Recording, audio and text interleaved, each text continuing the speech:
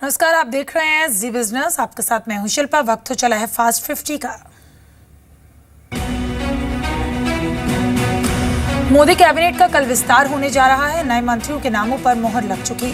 कल सुबह 11 बजे नए नामों का ऐलान किया जाएगा। इस बीच पार्टी अध्यक्ष अमित शाह ने अपने घर पर संभावित मंत्रियों से मुलाकात की। सूत्रों की माने तो 10 से 12 सांसदों को मंत्री बनाया जा सकता है, जिनमें 5 राज्यों में होने वाले विधानसभा चुनाव को ध्यान में रखते हुए जातीय समीकरण का पूरा ख्याल रखा गया है। कैबिनेट विस्तार में यूपी, एमपी, राजस्थान और गुजरात को सबसे ज्यादा तरजीह मिल सकती है। चारों राज्यों से 3-3 मंत्री बन सकते हैं। उत्तर प्रदेश से अपना दल की अनुप्रिया पटेल, सहारनपुर से बीजेपी सांसद राघव लखनपाल, इलाहाबाद से सांसद श्याम चरण गुप्ता को मोदी मंत्रिमंडल में जगह मिल सकती है।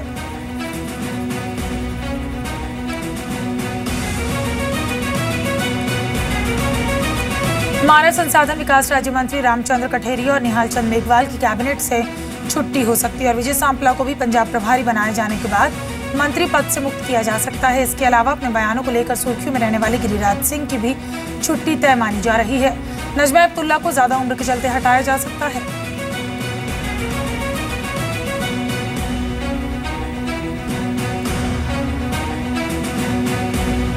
सीबीआई ने दिल्ली के मुख्यमंत्री अरविंद केजरीवाल के प्रिंसिपल सेक्रेटरी राजेंद्र कुमार सहित 5 लोगों को गिरफ्तार कर लिया।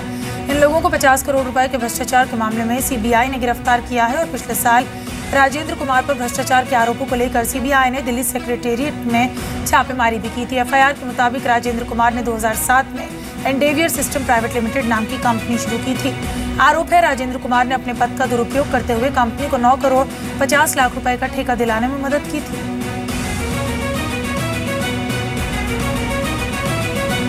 साल के इतिहास में कभी भी केंद्र सरकार कभी भी इतनी घटिया हरकतों पर नहीं उतरी, कभी भी इतने निचले स्तर पर नहीं उतरी जितना निचले स्तर पर अभी वर्तमान केंद्र की सरकार उतर के आ गई है।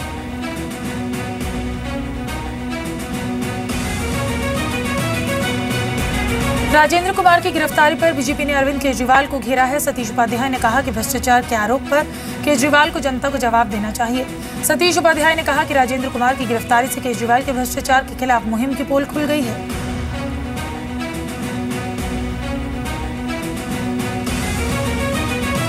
L&T इन्फोटेक का आईपीओ 11 जुलाई को खुलकर 13 जुलाई को बंद होगा। कंपनी ने आईपीओ का प्राइस बैंड 705 से 710 रुपए तय किया। रिटेल निवेशकों को आईपीओ में 10 रुपए का डिस्काउंट मिलेगा। कंपनी 10% हिस्सा बेचने के लिए 1 करोड़ 75 लाख शेयर जारी करेगी और इसके जरिए 1200 करोड़ रुपए जुटाने की योजना है। आईपीओ के बाद कंपनी में प्रमोटर्स की हिस्सेदारी 94% से घटकर 84% रह जाएगी।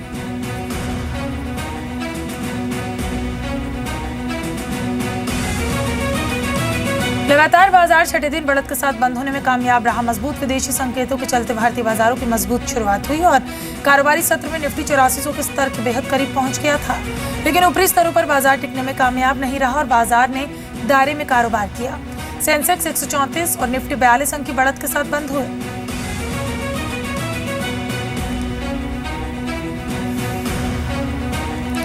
अक्टूबर के बाद बाजार में और तेजी संभव है, कहना है एडलविस ग्रुप के चेयरमैन रसेश शाह का। रसेश शाह के मुताबिक अक्टूबर के बाद कंपनीज के नतीजे अच्छे आने लगेंगे।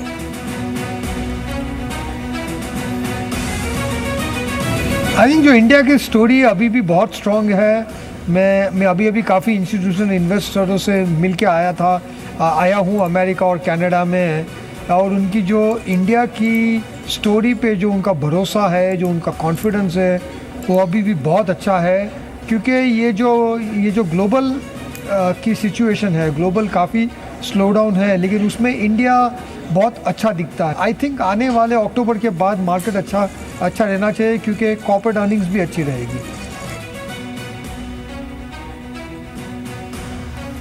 जी बिजनेस से एक्सक्लूसिव बातचीत में मॉर्गन स्टैनली के रुचित शर्मा ने कहा कि दूसरे देशों के मुकाबले भारत में सुधारों की रफ्तार ज्यादा है।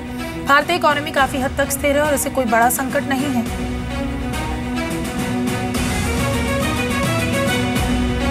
20 साल से मैं इंडिया में इन्वेस्ट कर रहा हूं और मेरा ये मतलब मानना है कि आपकी expectations have to be kept in check in India, that India grows at a very steady pace. आप और इकोनॉमीज़ के मुकाबले देखेंगे तो इंडिया का जो ग्रोथ रेट है काफ़ी मतलब स्टेडी रहता है। इट्स नॉट लाइक ब्राज़ील की कभी 5% ऊपर फिर 5% नीचे ग्रोथ रेट हो जाए और रशिया जैसे भी हो जाए।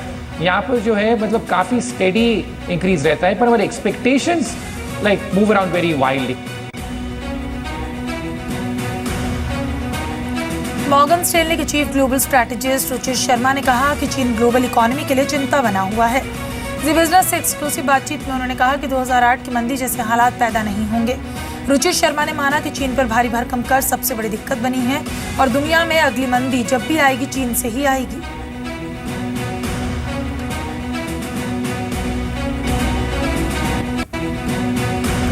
चांदी की कीमतों में जोरदार तेजी जारी। एमसीएक्स पर इंट्राडे में भाव 2000 से ज्यादा बढ़कर 48,000 रुपए प्रति किलो के पार चला गया।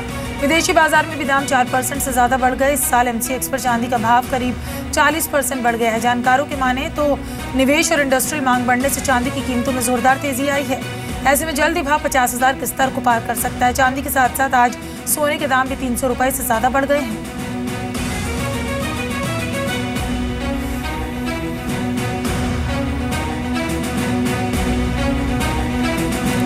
सरकार आईडीबीआई बैंक में अपनी हिस्सेदारी घटाकर 60% कर सकती है। फिलहाल आईडीबीआई बैंक में सरकार की 74% हिस्सेदारी है। सरकार अपनी हिस्सेदारी क्यूआईपी रूट के जरिए बेचेगी और सितंबर तक ये प्रक्रिया पूरी होने की उम्मीद है। हिस्सा बिक्री के लिए आईडीबीआई बैंक की आईएफसी, एडीबी, टेमसेक, जीआईसी और अबू धाबी इन्वेस्टमेंट अथॉरिटी से बातचीत चल रही है।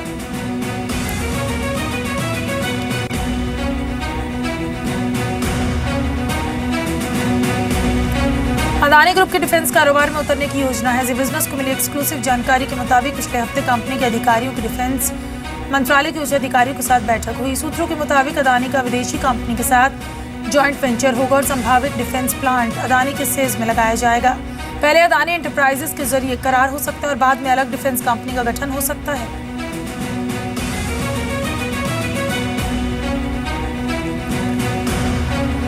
ई कॉमर्स कंपनी स्नैपडील ने ऑनलाइन सर्विस सेगमेंट में एंट्री की घोषणा की। अब आप स्नैपडील पर फ्लाइट की टिकट बुक कराने के साथ साथ बस की टिकट बुक करा सकते हैं। इसके अलावा होटल रिजर्वेशन और ऑनलाइन फूड भी ऑर्डर कर सकते हैं। स्नैपडील इस सेगमेंट में कदम रखने वाली पहली मार्केट प्लेस कंपनी बन गई। स्नैपडील ने सर्विस के लिए Zomato, clear trip, urban clap और रेड बस से करार किया।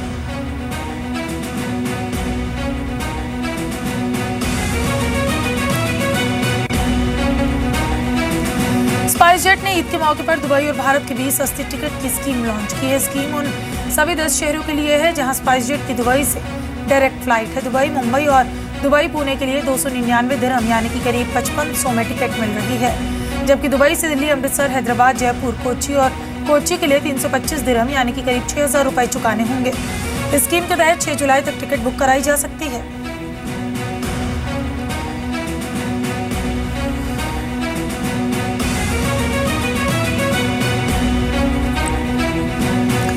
रियल एस्टेट सेक्टर में रिकवरी के संकेत दिख रहे हैं। Real estate consultancy firm Knight Frank की पहली छमाही की रिपोर्ट के मुताबिक देश के 8 में से 6 बड़े शहरों में रियल एस्टेट मार्केट में सुधार दिख रहा है। सबसे अच्छी रिकवरी मुंबई, बेंगलुरु और अहमदाबाद के मार्केट में है। हालांकि दिल्ली एनसीआर में मार्केट में अब भी रिकवरी नहीं दिख रही। रिपोर्ट में शामिल सभी 8 शहरों में बिना बिके मकानों की संख्या भी 7,10,000 यूनिट से घटकर 6,60,000 यूनिट रह गई।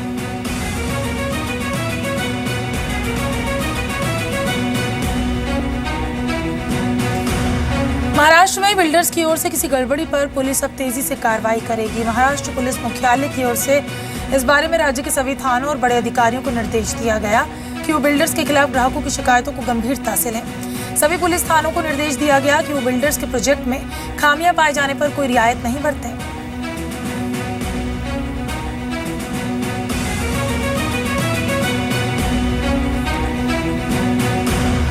दिल्ली एनसीआर में बड़ी डीजल गाड़ियों पर बैन लगाने के मामले में सुप्रीम कोर्ट ने फैसला सुरक्षित रख लिया। आज सुनवाई के दौरान बड़ी डीजल गाड़ियों पर सेस को लेकर सुप्रीम कोर्ट से 6 हफ्ते का वक्त मांगा। आपको बता दें, पॉल्यूशन के चलते सुप्रीम कोर्ट ने दिल्ली एनसीआर में 2000 सीसी और उससे ज्यादा की डीजल गाड़ियों पर बैन लगाया हुआ है।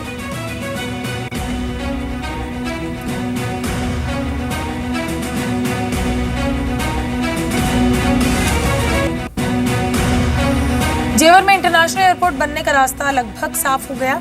सिविल एविएशन राज्य मंत्री महेश शर्मा ने कहा कि जेवर एयरपोर्ट पर केंद्र और यूपी सरकार के बीच सहमति बन गई है। इस एयरपोर्ट के लिए सिर्फ रक्षा मंत्रालय ने एनओसी मिलना अभी बाकी है, जिसके बाद एयरपोर्ट पर काम शुरू हो जाएगा।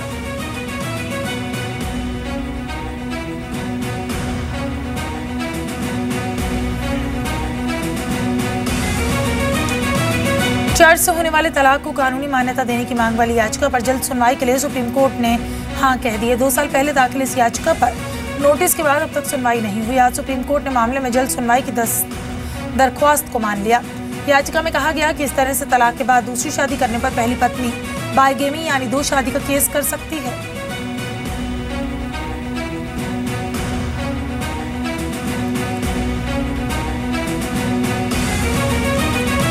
आईएएस एसोसिएशन ने आईएएस अधिकारियों समेत ग्रेड ए के अधिकारियों के लिए बाबू शब्द के इस्तेमाल पर आपत्ति जताई।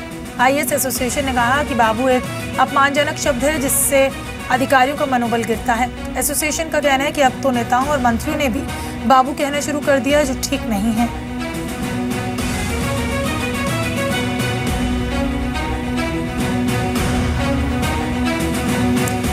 ढाका में आतंकी हमले के बाद भारत ने बांग्लादेश सीमा पर चौकसी बढ़ा दी है। चप्पे चप्पे पर बीएसएफ के जवान तैनात किए गए। ढाका में आतंकियों ने एक कैफे पर हमला कर 20 लोगों की हत्या कर दी। आतंकवादियों ने उन लोगों की हत्या की जो कुरान की आयतें नहीं सुना पाए थे।